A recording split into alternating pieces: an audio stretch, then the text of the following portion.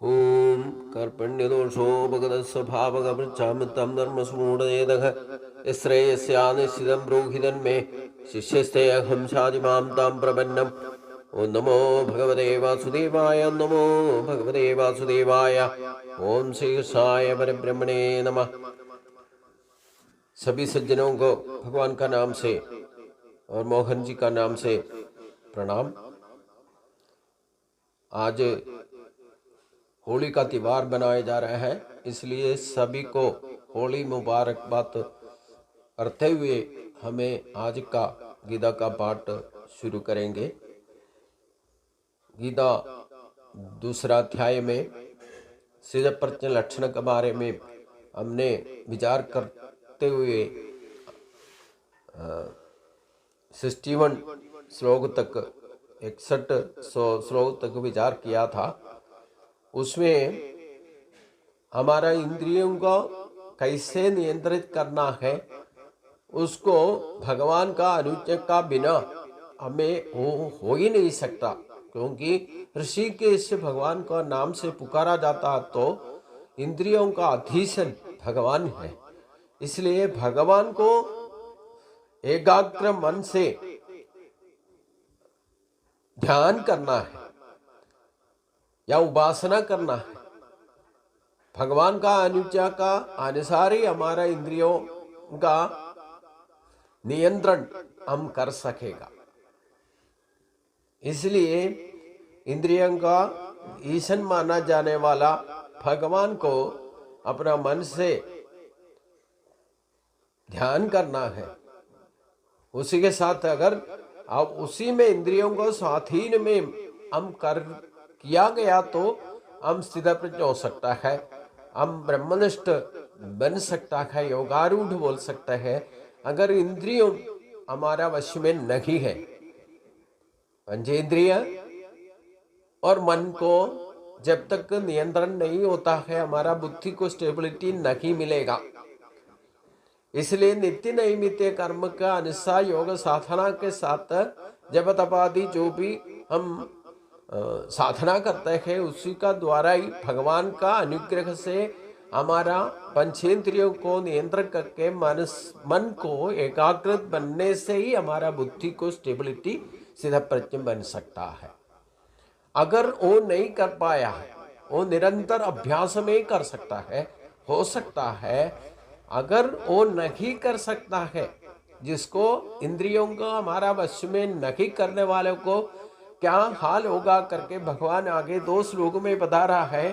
ध्याये दो विषयान पुंसक संगस्ते चुपजाए दे संगा समझाए दे कामाल कामाल क्रोधो विजाए दे क्रोधाल भवति सम्मोह का सम्मोहा स्मृति विभ्रंशक स्मृति भ्रंशाद बुद्धिनाशो बुद्धिनाशाल प्रणश्यति।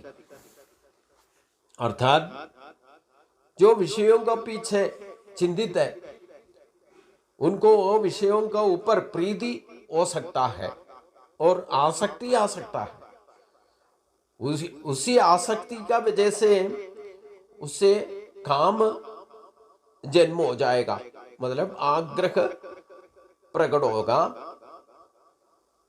ओम काम पूर्ति, आग्रह का पूर्ति जब नहीं होगा तो उसको क्रोध आ जाएगा। उसी क्रोध के साथ हमारा बुद्धि को भ्रम में पड़ जाएगा। अगर बुद्धि भ्रम हो गया तो हमें मेमोरी पावर लॉस हो जाएगा, याद करने का शक्ति जो है उसको लॉस हो जाएगा। ओम याद करने का शक्ति हमें नष्ट हो गया तो हमारा विवेक शक्ति या जो कुछ भी हमने हासिल करके बैठा हुआ है ज्ञान शक्ति को बुद्धिनाश का प्रेरणा हो जाएगा। उसी के साथ साथ संपूर्ण नाश हो सकता है। इसमें संपूर्ण नाश का मतलब हमारा शरीर का या मृत्यु हो जाएगा करके नहीं सोचना है। हमारा आत्म शक्ति को नाश पड़ जाने से हम कुछ भी नहीं कर सकता। अगर उसी टाइम में कुछ करने लग गया तो वो काम पूरा बिगड़ जाएगा। यही तो बात है। इसलिए अगर हमारा मन को तसल्ली रखना है, हमारा बुद्धि शक्ति, इंद्रिय शक्ति, जो कुछ भी ईश्वर का अनुग्रह के साथ ही हम यूज कर सकता है। अब भगवान का अनुज्ञा नहीं होने से, भगवान का आशीर्वाद नहीं होने से और दैवीय संपत्ति को हम ठीक तरह से यूटिलाइज नहीं कर सकता है। अगर ये करने वाला भी ये योग साधना करके ये सब कुछ हासिल करने वाला भी 1 सेकंड में हम इसी को भूल जाने से, मतलब कोई आग्रह का पीछे या विषयों का पीछे हम दिल आ गया, उसके साथ में उसके बारे में चिंतन करना शुरू कर दिया तो उसी में प्रीति अपने आप आ जाएगा। प्रीति ज्यादा हो गया तो उसका पीछे हम भागेगा। वो आग्रह में अपना इच्छा का अनुसार नहीं होने से क्या होगा, गुस्सा आ जाएगा। गुस्सा आ गया तो फिर जो कुछ भी हमने आज तक सीख के रखा है योग साधना के साथ में, जो कुछ भी जानकारी, जो कुछ भी हमारा शक्ति को एक्टिवेट करने का तरीका हमने सीख के रखा है, अगर गुस्सा आ गया तो ये सब कुछ पानी में बल जाएगा, बुद्धि भ्रम बन जाएगा, मन हमारा चंचल हो जाएगा, उसी के साथ बुद्धि का भ्रम बढ़ जाएगा। हमने कुछ भी याद करके रखा, याद करके करने का तरीका है उसको मेमोरी पावर को नष्ट हो जाएगा। तो हमारा गुस्सा में पता चल जाता है हम कितना भी शक्ति वाला आदमी होने वो, कितना भी आध्यात्म में ऊंचाई में पहुंचा हुआ आदमी होने दो, जैसे दुर्वासा, जैसे मुनिजन होने दो, ऋषि लोग होने दो, अगर गुस्सा आ गया तो क्या क्या नहीं करता, किसी को शाप देता है, क्या क्या नहीं करता है, हम उसका पुराण कथा हमसे भी पता चल जाता है। अपना जिंदगी में सोचो, हम कितना भी तसल्ली से जीने वाला भी अगर 1 सेकंड में हमें गुस्सा आ गया तो हम क्या क्या नहीं बोलेगा, क्या क्या नहीं करेगा, जो हाथ में जो आएगा उसको उठा कर फेंकेगा, जो कुछ हरकत करेगा उसको बारे हम विधि के साथ उसको समीपन सोच भी नहीं सकता, हम ऐसे कर सकता है, नहीं कर सकता, क्या क्या नहीं करेगा। इसलिए योग साधना में नित्य नैमित्य कर्म में ये साधना नित्य नैमित्य कर्म को एक दिन भी छोड़ना ना, कि हम कितना भी आध्यात्मिक जगह में ऊंचा पहुंच गया, अच्छा हमें शिक्षण मिला है, हम कुछ सब कुछ जानकारी हासिल है, हमारा बुद्धि मन सब कुछ आसानी से हम जिंदगी बीत रहे हैं, ये सोच करके कभी नहीं पीछे नहीं छोड़ना है। अगर छोड़ दिया 1 ही सेकंड में आपने जो कुछ भी करके बैठा हुआ उसको सब पानी में बदल सकता है, क्योंकि सब काम अच्छा काम का इतना तसल्ली से करके बैठा है। अगर आपको कभी न कभी एक गुस्सा काम बीच में फंस गया तो आपने जो कुछ भी करके बैठा है वो तब पानी में बह जाएगा। इसलिए भगवान कैसे हमारा मन को सोच समझकर भगवान ने बताया है। अगर हमने इंद्रियों को नियंत्रण में अपना वश में करके जिंदगी जीना चाहता है तो क्या क्या करना करके भगवान ने बताया। उसी के लिए इंद्रिय का ईश्वर का ही सहायता चाहिए, और खुद हम कोशिश करने से भी इंद्रियों का ईश्वर जो है भगवान है, इसलिए भगवान को ही हम मानना है, भगवान को उपासना में लेना है, तभी तो हमारा इंद्रियों को नियंत्रित हम कर सकता है। अगर भगवान को नहीं मानता है, अपना मर्जी से चलता, तो ये अवस्था हमें कभी भी आ सकता है, तभी तो हमारा जिंदगी बर्बाद हो जाता है। हम अपना घरों में देखने से अगर किसी को गुस्सा आ गया, अच्छा पसंद के साथ इतना प्यार करके रखने वाला भी हमसे एक उनको दूसरे को अच्छा नहीं लगने वाला एक शब्द भी हमारा मुंह से गलती से भी जानबूझकर नहीं तभी भी निकल गया तो उसी के ऊपर हो सकता है गुस्सा होकर के आपस में मारपीट हो जाएगा। फिर अभी तक इतना प्यार करता था, इतना तसल्ली से जीता था, एक दूसरे के लिए मरने के लिए तैयार था, इतना मिलजुल कर रहने वाला भी 1 मिनट में सब बर्बाद हो जाएगा। वही तो बात भगवान बता रहे हैं। इसलिए ध्यायदो विषयान् पुंसः संगस्ते शुभजायते संगा समजायते कामाल कामाल क्रोधो विजायते क्रोधाल भवति सम्मोहः सम्मोहः स्मृति विभ्रमः स्मृतिभ्रंशाल बुद्धिनाशो बुद्धिनाशाल प्रणश्यति। उसका आत्मीय नाश जितना भी आपने पूजा पाठ करके या भक्ति प्रकरण भक्ति या प्रत्यक्ष भक्ति इतना गीता भागवत वगैरह पढ़ करके जानकारी हासिल करके इतना तसल्ली से जीता है तो भी आपको एक दिन में एक पल में ऐसे अवस्था इंद्रियों का हमारा वश में न किए करके एक पल भी पड़ गया तो माया का बंधन में आ जाएगा। हमारा जो कुछ भी अभी कुछ हासिल करके बैठा है वो सब बर्बाद हो जाएगा। इसलिए अपना इंद्रियों को नियंत्रण करने के लिए भगवान को ही शरण में जाना ही जाना है, उसको बनाए रखना है। अगर नहीं बनाए रखेगा एक सेकंड में सब कुछ बर्बाद हो जाएगा। और आजकल जो काल खास करके सोचने की बात है, हमें माया का बंधन से कली का बाधा हो जाएगा। कली का बाधा पड़ने से अभी इसी टाइम में परीक्षित महाराजा ने जो कली को भगवान ने जब अपना धाम छोड़ दिया उसी वक्त कलियुग का आरंभ हुआ है। और सब कुछ हमें जानता है, आप लोग भी जानता होगा कहानी। तो परीक्षित महाराजा के सामने जो कली आया था, कली को मारने के लिए परीक्षित महाराजा अपना तलवार उठाया तो कली राजा ने क्या कर दिया, परीक्षित महाराजा का चरण में पड़ गया, मेरे को मारो मत, मेरे को रक्षा करो, मेरे को रखने का 3 4 5 जगह का 4 जगह जाके उसी जगह में मैं बैठूंगा, कभी और कई जगह जा करके अपना अधिकार नहीं दिखाएगा करके एक वादा किया। तो परीक्षित महाराजा ने 4 जगह उनको बैठने के लिए दिया है। उसके अलावा कली उसी में तसल्ली नहीं हुआ, एक जगह और चाहिए बोल करके 5 जगह उनको रखने का बंदोबस्त अनिवार्य दिया है। और कहीं जाकर के वो फंसेगा नहीं। वो 5 जगह है, एक तो दारू का प्रोडक्शन जगह होगा, दारू का सेवा कौन करेगा, उसी में मध्य में या लखरी पदार्थ में कली का बाधा है। और जो धर्म स्वर्ण संपत्ति जहां भी लिमिट से ज्यादा हासिल करके बैठा है उधर कली का बाधा होगा। और तीसरा जो है अधर्म मार्ग में चलने वाला औरत तो स्त्री का ऊपर कली का बाधा होगा। और चौथी जगह है जहां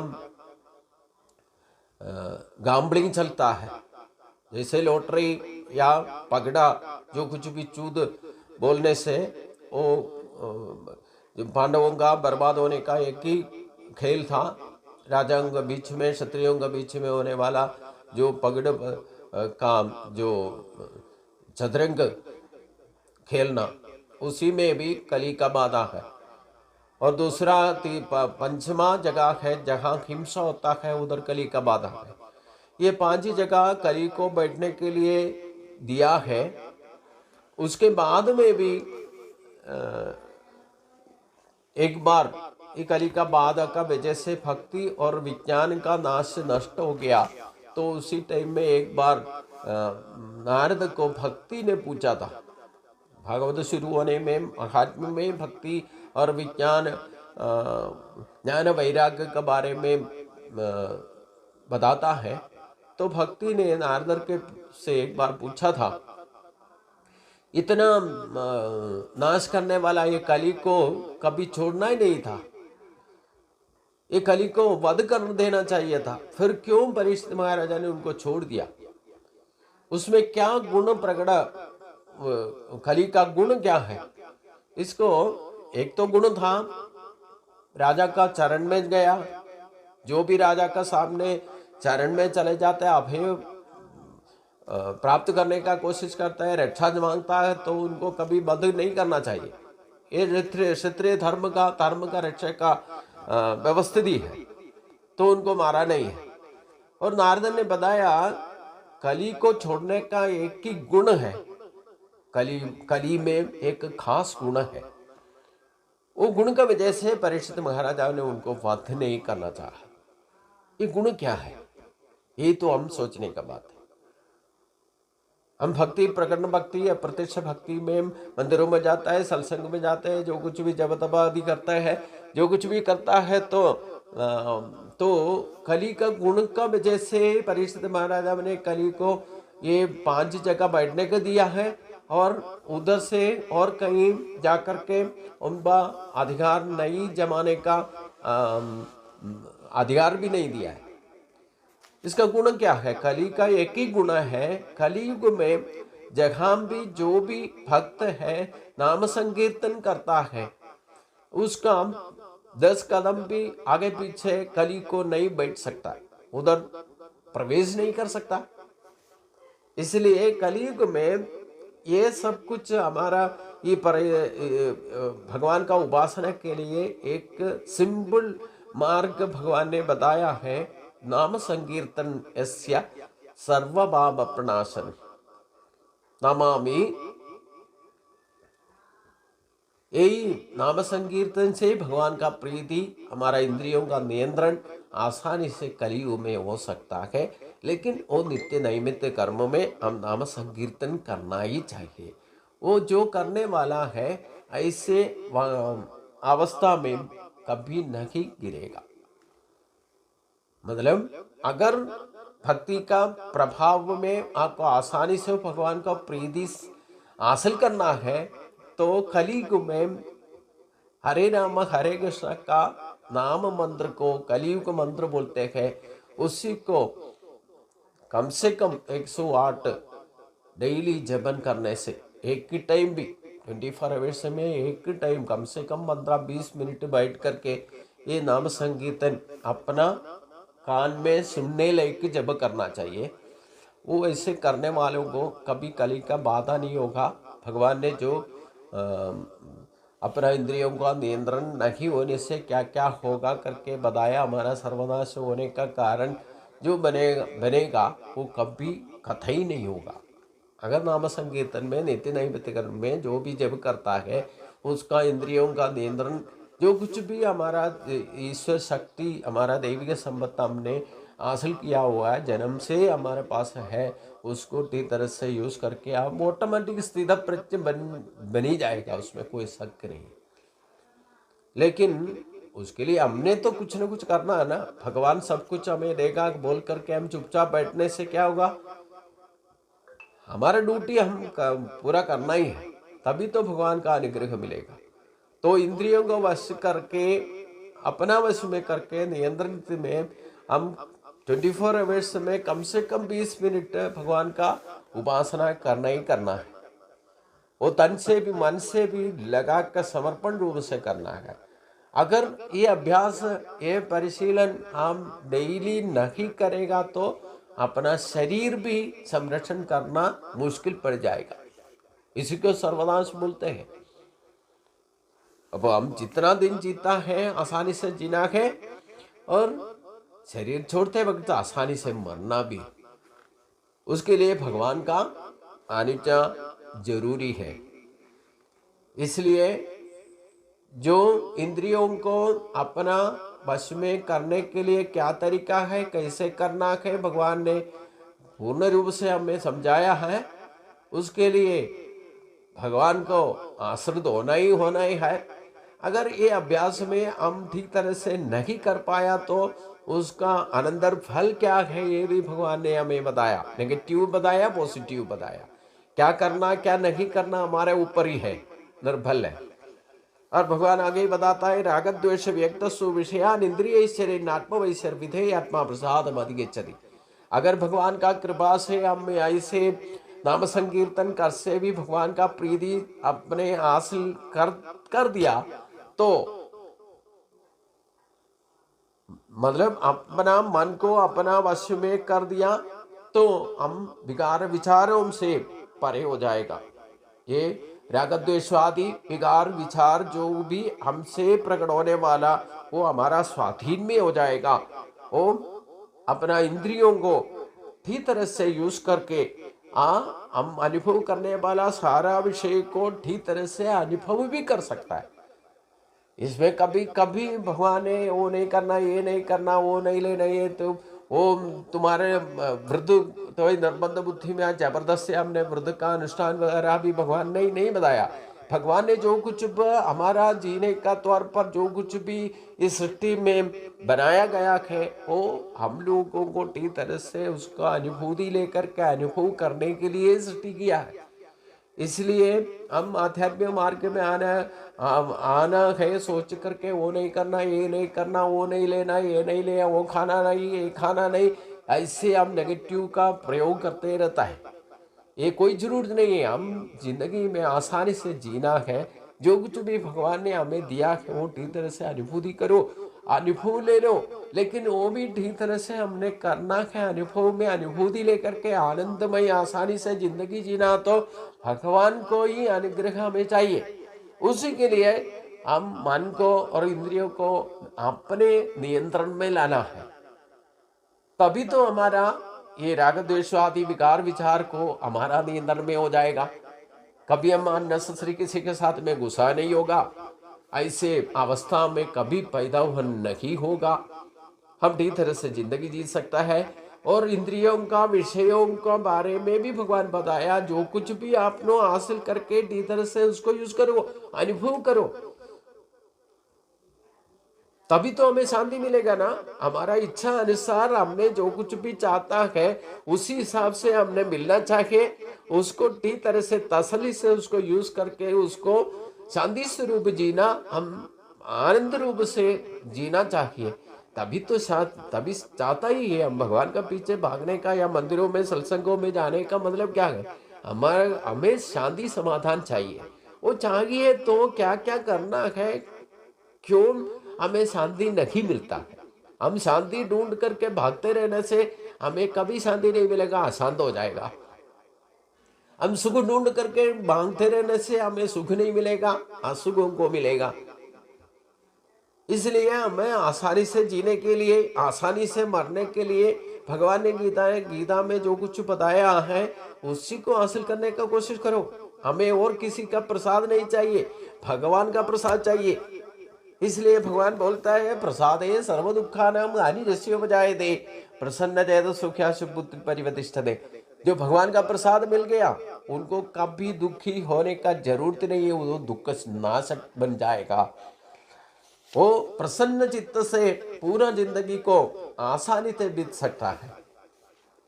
हम प्रसाद बोलने से क्या है, भगवान को चढ़ाए हुआ लड्डू मिलने से, या मेरे माथे में लगाने वाला का, या कुछ चंदन आदि प्रसाद बोलते क्या? एक्चुअली हमारा प्रसाद क्यों है? प्रसाद भगवान का प्रसाद है, प्रकाश का मन का प्रसाद। भगवान हमें प्रीति हो गया तो हमें कभी दुखों का पीछे भागना ही नहीं पड़ेगा, जिंदगी आसानी से बीत सकता है। हमारा दुख का बात कोई भी है तो महापापी होने से भी उसको पूरा आसानी से निपट सकता है, उसमें कोई संदेह नहीं है। इसलिए मन का शांति हासिल करना चाहता तो हम भगवान को प्रसाद लेना सीखो, भगवान का ही प्रसाद लेना।